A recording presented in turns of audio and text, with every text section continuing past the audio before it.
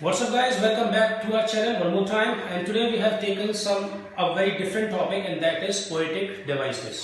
तो हमने जो आज का टॉपिक लिया है वो लिया है poetic devices, and that's gonna be part A. ये हमारा पार्ट ए होगा क्योंकि poetic devices बहुत सारी है तो हमने उसको डिवाइड किया होगा. That's gonna be part A. इसमें हम 5 पॉइंट कवर करने वाले हैं. The very first is introduction of poetic device. Then we'll go for some poetic devices like repetition, alliteration, assonance and rhyme. तो सबसे पहले हम बात करते हैं कि एग्जैक्टली पोएटिक डिवाइस होती क्या है. Few people they love to say poetic devices, few people they love to say some literary devices, few people they love to say figures of speech. तो कुछ भी बोल सकते हैं, बट उसका जो सेंस है वो एक ही रहेगा. हम चाहे इसे पोएटिक डिवाइस बोले, फिगर्स ऑफ स्पीच बोले, या फिर हम इसको बोल सकते हैं लिटररी डिवाइसेस. ये एक ही चीज है, लेकिन ये होती क्या है एक्चुअल में. Poetic devices are literary devices. कुछ लिटररी ऐसे टर्म्स होते हैं जिनको हम पोइम्स में या लिटरेचर में जब हम यूज करते हैं, so it is just to give some mood, some sense, some meaningful sense to the poem. Poem में ज्यादा से ज्यादा अच्छे से अच्छा मीनिंगफुल सेंस देने के लिए, उसकी राइम को सेट करने के लिए, एक अच्छा कलेक्शन ऑफ वर्ड्स करने के लिए हम इन पोएटिक डिवाइसेस को यूज करते हैं. एग्जाम में ये पूछा जाता है that find out the poetic device in line number 3 of the stanza, in line number 2 of the stanza, या यही कहते हैं कि how many poetic devices are there in the stanza. कुछ भी क्वेश्चन पूछा जाता है तो हमें poetic devices पता होने चाहिए. That was the very first thing. That is the part of introduction exactly. Now, poetic devices हम ये नहीं कह सकते that we got only one poetic device or 10 poetic device or 20 poetic device. हमारे पास ये पोएटिक डिवाइसेस हैं, this is more than 30, 40 और might be 50, 30, 40 और कभी कभी तो अगर हम बहुत ज्यादा डीप में सर्च करें तो 50 प्लस पोएटिक डिवाइसेस हमारे पास हैं. But it doesn't mean that we gotta go for all 50 poetic devices. No, हमें पूरे 50 पढ़ने की जरूरत नहीं है, because it's gonna be the part of very higher education. Like once you are going for MA and more than that, और you are going for research, तब तो हमें जरूरत है, लेकिन अभी हमें जरूरत नहीं है. क्लास 10 और क्लास 12 के अगर बोर्ड एग्जामिनेशन के हिसाब से हम बात करें तो मुझे लगता है कि हमारे पास टॉप 20 पोएटिक डिवाइसेस हैं. अगर हम इन टॉप 20 पोएटिक डिवाइसेस को कर लेते हैं तो हम किसी भी पोएम में, किसी भी पर्टिकुलर फ्रेम में, पैराग्राफ में हम फाइंड आउट कर सकते हैं विच पोएटिक और लिटरेरी डिवाइस इज देयर. तो आज हम केवल लेके चल रहे हैं 1 2 3 4. पहली वीडियो में हम 4 पोएटिक डिवाइसेस लेंगे, नेक्स्ट वीडियो में हम लेने वाले हैं 6 पोएटिक डिवाइसेस, फिर 5 poetic devices, then again 5 poetic devices. That simply means we gonna go for 4 videos with 5 5 5 poetic devices, तो 20 हो जाएंगे.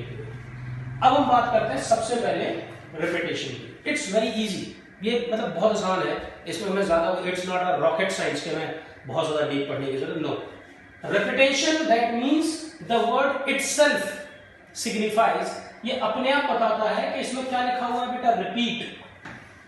क्या लिखा हुआ है? रिपीट लिखा हुआ है इसमें.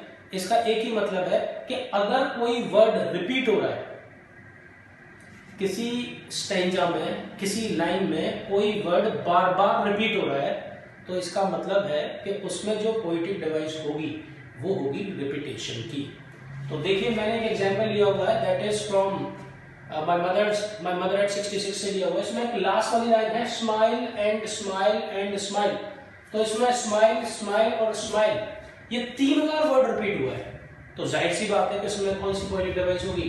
रिपीटेशन. तो रिपीटेशन का मतलब क्या है? कोई भी वर्ड, मैं बात कर रहा हूं वर्ड की, पूरे की, कोई भी पूरा का पूरा word as it is, frame by frame repeat होता चला जाए, तो वो उसमें जो पोएटिक डिवाइस होगी वो होगी रिपीटेशन की. Number 2, alliteration. एलिट्रेशन जो है, this is sister concern of repetition. Repetition की ही एक ब्रांच में कह सकता हूं, सिस्टर कंसर्न है. कैसे? रिपीटेशन में क्या हो रहा था बेटा, पूरा वर्ड रिपीट हो रहा था, जबकि एलिट्रेशन में वर्ड रिपीट नहीं होगा. देखिए, इसमें लिखा है नोबल नेचर, तो एन कॉन्सोनेंट रिपीट हो रहे हैं. Most notable thing, consonant repeat हो रहे हैं, लेकिन मेरा कहने का मतलब है कॉन्सोनेंट साउंड रिपीट हो रहे हैं. So once in a stanza और in a line, if consonant sound is being repeated, मतलब बार बार कॉन्सोनेंट साउंड रिपीट, जैसे कूलिंग कवर्ड, तो कॉन्सोनेंट साउंड आया क, 2 बार, कूलिंग में भी क है, कवर्ड में भी क है, तो क और क 2 बार। नॉर्मल नेचर में न और न, so that simply means consonant sound is being repeated. तो अगर कॉन्सोनेंट साउंड रिपीट करें तो एलिट्रेशन है। रिमेंबर, ये पूरा वर्ड रिपीट होता है इसमें, रिपीटेशन में। एलिट्रेशन में केवल कॉन्सोनेंट साउंड रिपीट होता है। बात करते हैं थर्ड की, assonance. Again easy, again sister concern, ये भी इन्हीं की सिस्टर कंसर्न है। इसमें क्या रिपीट होगा बेटा? Vowel sound.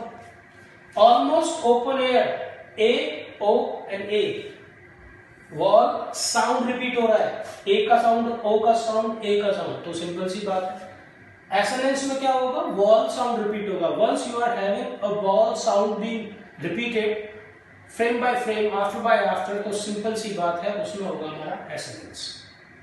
ठीक है, तो देखिए रिपीटेशन में पूरा वर्ड रिपीट होता है, एलिट्रेशन में कॉन्सोनेंट साउंड रिपीट होता है, एसोनेंस में वॉल साउंड रिपीट होता है। Last and the final for this video is rhyme. Rhyme is also quite simple, no rocket science, इसमें भी कोई ज्यादा डीप समझ जाने की जरूरत नहीं है। राइम का मतलब होता है जब कोई भी दो वर्ड एक दूसरे से मतलब मिलके आए, इसको होता है ताल, एकदम मिले हुए वर्ड, जैसे कि क्वार्ट्स, वॉट्स मिले जुले हैं। जैसे मैं कहूं चाइल्ड, वाइल्ड मिले जुले हैं, इसी तरीके से होते हैं। जैसे मैं कहूं फैलेंज, ऑरेंज मिले जुले साउंड है, क्लेयर, चेयर मिले हुए साउंड है। सो कौन सी पोएटिक डिवाइस हुई आपकी? राइम। तो हमने इजी 4 पोएटिक डिवाइसेस दी है। अच्छा, हमने जो 20 पोएटिक डिवाइसेस जो पिक की है, हैंड पिक्ड, वो इसीलिए पिक किया कि वही सारी पोएटिक डिवाइसेस घूम घाम कर आपकी 10th और 12th में आती है, उसके बाहर एक भी नहीं आएगी। तो 1 2 3 4 we have done, 6 more are coming in part B and then 5 in part C and part D. Stay tuned for the next video. Thanks.